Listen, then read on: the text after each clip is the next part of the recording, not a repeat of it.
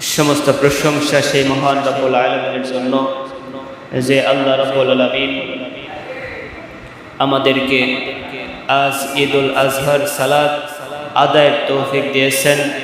সেই মহান রব্বুল আলামিনের উপরে একবার শুকরিয়া জ্ঞাপন করি, বলি আলহামদুলিল্লাহ।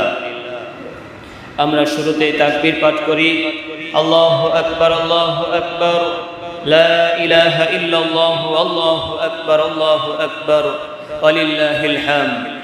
আল্লাহু আকবার, আল্লাহু আকবার, লা ইলাহা ইল্লাল্লাহ, আল্লাহু আকবার, আল্লাহু আকবার, ওয়ালিল্লাহিল হামদ। আলহামদুলিল্লাহ। আমরা বাসা থেকে বের হওয়ার সময় উচ্চ স্বরে তাকবীর পাঠ করতে করতে ঈদের নামাজ আদায়ের জন্য চলে আসি।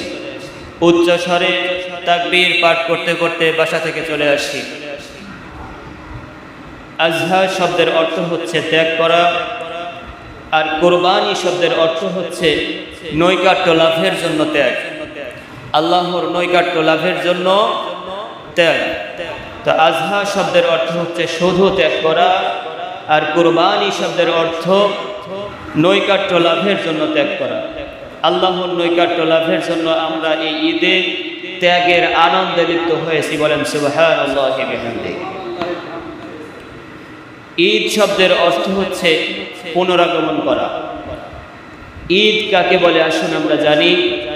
যে উৎসব বা পূর্ব নির্ধারিত দিনে বা সময়ে প্রতি বছর ঘুরে ঘুরে আসে তাকে ঈদ বলা হয়। সপ্তাহে জুমার দিনকেও সাপ্তাহিক ঈদ বলা হয়, বলেন সুবহানাল্লাহ। খেয়াল করবেন, লক্ষ্য করবেন, আমরা যে কথাটা বলতেছিলাম যে আল্লাহর নৈকট্য লাভের জন্য আমরা এই ঈদে ত্যাগের আনন্দে লিপ্ত হয়েছি। আল্লাহ রাব্বুল আলামিন এই পৃথিবীকে মানুষের কল্যাণের জন্য সৃষ্টি করেছেন। আল্লাহ রাব্বুল আলামিন এই পৃথিবীতে যা কিছু দিয়েছেন সব কিছু মানুষের কল্যাণের জন্য সৃষ্টি করেছেন। কেবলমাত্র মানুষের কল্যাণ ও উপকারের জন্যই পশু জবাই আল্লাহ রাব্বুল আলামিন বৈধ করেছেন। খাদ্য এবং প্রয়োজন ছাড়া, আহারের প্রয়োজন ছাড়া একটি চড়ুই পাখি হত্যা করাও মহাপাপ। একটা হাদিস শুনি, রাসূলুল্লাহ সাল্লাল্লাহু আলাইহি সাল্লাম বলেছেন যে এক মহিলা একটা বিড়ালকে বেঁধে রেখেছিল।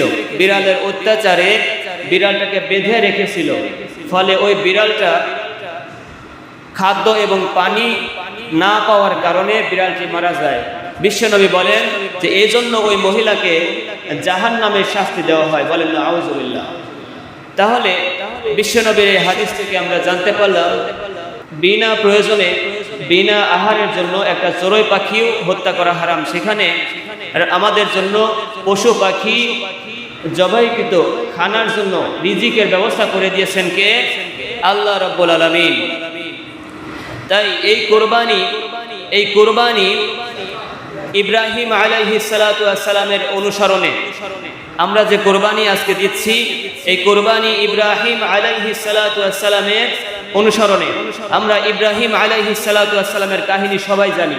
হজ এবং ঈদুল আজহার কোরবানি, এটা আমাদের হযরত ইব্রাহিম আলাইহিস সালাতু ওয়াস সালামের অনুসরণ। আজ থেকে প্রায় 4000 বছর পূর্বে, কেউ কথা না বলি, খুব মনোযোগ সহকারে শুনি। আজ থেকে প্রায় 4000 বছর পূর্বে, খ্রিস্টপূর্ব 2000 সালের দিকে ইরাকের উর নামক স্থানে ইব্রাহিম আলাইহিস সালাতু ওয়াস সালাম জন্মগ্রহণ করেন। তার পিতা এবং পরিবার, রাষ্ট্র, সমাজ সকল কিছু তাকে বিরোধিতা করত। তার মাঝেও ইব্রাহিম আলাইহিস সালাতু ওয়াস সালাম তাওহীদের বাণী প্রচারে অনড় থেকেছেন, তাওহীদের বাণী প্রচার করে গিয়েছেন। তার পিতা সমাজ এবং রাষ্ট্র পুরোপুরি বিরোধিতা করেছেন। তিনি একা তাওহীদের বাণী প্রচার করেছেন। এক পর্যায়ে ইরাক থেকে তাকে ফিলিস্তিনে হিজরত করতে হয়েছে। হযরত ইব্রাহিম আলাইহিস সালাতু ওয়াস সালামকে বৃদ্ধ বয়স পর্যন্ত তিনি নিঃসন্তান ছিলেন। 86 বছর বয়সে তার দ্বিতীয় স্ত্রী হাজেরার গর্ভে আল্লাহ রাব্বুল আলামিন প্রথম পুত্র সন্তান ইসমাঈল আলাইহিস সালাতু ওয়াস সালামকে দান করেন। এবং এই 86 বছর বয়সে, বৃদ্ধ বয়সে কলিজার টুকরা ইসমাঈল আলাইহিস সালাতু ওয়াস সালামকে আল্লাহ রাব্বুল আলামিন হুকুম দেন যে তাকে তোমার প্রিয় পাত্রটি তুমি জবাই করো। সুবহানাল্লাহ পড়বেন না? আল্লাহ রাব্বুল আলামিন অর্ডার দিয়ে দিলেন। এরপরে কোরআনুল কারীমের মধ্যে আল্লাহ রাব্বুল আলামিন কি বলে দিচ্ছেন আসুন আমরা কোরআন থেকে শুনি। আল্লাহ রাব্বুল আলামিন সূরা সাফফাতের 102 নম্বর আয়াত থেকে বলতেছেন, আল্লাহ রাব্বুল আলামিন বলেন, ফালাম্মা বালাগা মাআহু সা'য়া ক্বালা ইয়া বুনাইয়া ইন্নী আরা ফিল মানামি আন্নী আযবাহুকা ফানজুর মা তারা وقال يا أبت افعل ما تؤمر ستجدني إن شاء الله سبحان الله বলেন। আল্লাহ রাব্বুল আলামিন জানিয়ে দিচ্ছেন অতঃপর যখন ইসমাঈল আলাইহিস সালাতু ওয়াস সালাম পিতার সাথে চলাফেরার মতো বয়সে উপনীত হলো। কত বছর? চলাফেরা করার মতো বয়সে উপনীত হলো। এখন চলাফেরা করার বয়স কত হতে পারে? 5, 7, 8 এরকম হতে পারে। আল্লাহ রাব্বুল আলামিন এটাই বলে দিচ্ছেন কোরআনের মধ্যে যে চলাফেরা করার মতো বয়সে যখন উপনীত হলো তখন ইব্রাহিম আলাইহিস সালাতু ওয়াস সালাম ওই সন্তানকে ইসমাঈল আলাইহিস সালাতু ওয়াস সালামকে বললেন যে আমার সন্তান, হে আমার বৎস, আমি স্বপ্নে দেখেছি যে আমি তোমাকে কুরবানি করতেছি। সরাসরি কোরআন থেকে কথা বলছি, সূরা সাফফাতের 102 নম্বর আয়াত খুলে দেখবেন এইভাবেই আছে। আমি যেভাবে বলছি একবারে সরল অনুবাদটা আপনাদের সামনে বলছি। ইব্রাহিম আলাইহিস সালাতু ওয়াস সালাম তার সন্তানকে বললেন যে আমি স্বপ্নে দেখেছি আমি তোমাকে জবেহ করছি। বলেন সুবহানাল্লাহ। এরপরে সন্তান কি বলছিল আপনাদের সকলেরই জানা। সন্তান বলছিল ক্বালা ইয়া আবাতি ফাআল মা তু'মারু সাতাজিদুনি ইনশাআল্লাহ। ইসমাঈল আলাইহিস সালাতু ওয়াস সালাম ডাক দিয়ে বলেন, হে আমার পিতা, আপনাকে যেটা আদেশ দেওয়া হয়েছে সেটা আপনি অক্ষরে অক্ষরে পালন করুন। সাতাজিদুনি ইনশাআল্লাহ, নিশ্চয়ই আপনি আমাকে ধৈর্যশীলদের মধ্যে পাবেন। আল্লাহ চাইলে আপনি আমাকে ধৈর্যশীলদের মধ্যে পাবেন। বলেন সুবহানাল্লাহি ওয়া বিহামদিহি। এরপরে আল্লাহ রাব্বুল আলামিন পরের আয়াতে কি বলতেছে শুনেন, ফালাম্মা আসলামা ওয়া তাল্লাহু লিল জাবিরিন, তখন দুজনই আনুগত্যের মাথা নুইয়ে দিল আল্লাহ রাব্বুল আলামিনের কাছে। দুজনই স্বীকার করে নিল। বাপ স্বপ্ন দেখলো, পিতা বললেন যে আপনি তাই করেন। বলেন সুবহানাল্লাহ।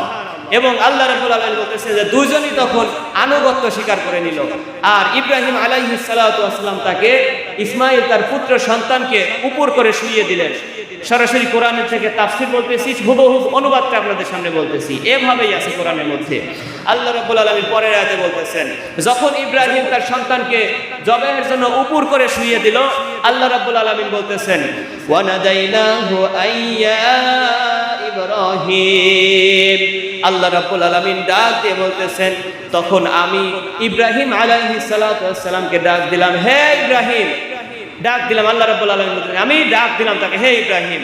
এরপরে আল্লাহ রাব্বুল আলামিন বলতেছেন, ক্বাদ সাদ্দাকতার রায়া ইন্না কাযালিকা তাজরিল মুহসিনিন। সুবহানাল্লাহ বলেন। স্বপ্নে দেওয়া আদেশ তুমি পালন করেছো, তুমি সত্যি করে ছেড়েছো। স্বপ্নে দেওয়া আদেশ তুমি সত্যি করে ছেড়েছো। এভাবেই আমি সৎ কর্মশীলদের প্রতিদান দিয়ে থাকি। বলেন সুবহানাল্লাহ। আল্লাহ রাব্বুল আলামিন পরের আয়াতে বলতেছেন, ইন্না হাযা লাহুয়াল বালাউল মুবিন, অবশ্যই এটা ছিল সুস্পষ্ট পরীক্ষা। বলেন সুবহানাল্লাহ। আল্লাহ রাব্বুল আলামিন বলেন এটা সুস্পষ্ট পরীক্ষা ছিল। ওয়াফাদাইনাহু বিযিহিন আযীম, আমি এক মহান কোরবানির বিনিময়ে এই পুত্র সন্তানকে ছাড়িয়ে নিলাম। বলেন সুবহানাল্লাহ। সেখানে একটা জান্নাতি উট আল্লাহ রাব্বুল আলামিন পাঠিয়ে দিয়েছিলেন, দম্বা, জান্নাতি দম্বা পাঠিয়ে দিয়ে সেখান থেকে ইসমাঈল আলাইহিস সালামকে বাঁচিয়ে নিয়েছিলেন। সেই কথাই কোরআনের মধ্যে বলে দিচ্ছেন, ফাদাইনাহু বিযিহিন আযীম। আল্লাহ রাব্বুল আলামিন এরপরে বলেন, ওয়া তারাকনা আলাইহি ফিল আখিরিন। আল্লাহ রাব্বুল আলামিন এর পরে বলতেছেন, আর আমি তাকে পরবর্তীদের মাঝে স্মরণীয় করে রাখলাম, ঘটবে না যে পরবর্তীতে যারা আসবে তাদের মাঝে কি করলাম, স্মরণীয় করে রাখলাম, যেন তারা এ থেকে শিক্ষা গ্রহণ করতে পারে। পরে আল্লাহ রাব্বুল আলামিন ইব্রাহিম আলাইহিস সালাতু ওয়াস সালামকে সালাম দিলেন, সালামুন আলা ইব্রাহিম ইব্রাহিম তোমার উপর আল্লাহর শান্তি বর্ষিত হোক। সুবহানাল্লাহ বলুন। আল্লাহ স্বয়ং সালাম দিয়ে দিলেন, বলেন সুবহানাল্লাহ। খুশি হলেন কে? আল্লাহ। এই জন্য আমাদের কোরবানিটা হতে হবে কার জন্য? আল্লাহর জন্য। আনুগত্য করতে হবে কার? আল্লাহ। এবং আল্লাহকে রাজি খুশি করানোর জন্য আমরা এই কোরবানিটা আজকে দিচ্ছি। আল্লাহ রাব্বুল আলামিন আমাদের সকলের কোরবানিকে কবুল করুন, বলে না আমিন। আজকের এই দিনটাকে আমাদের জীবনের খুশি বয়ে আনুক, এই কামনায় আজকের আলোচনার বিষয় শেষ করছি।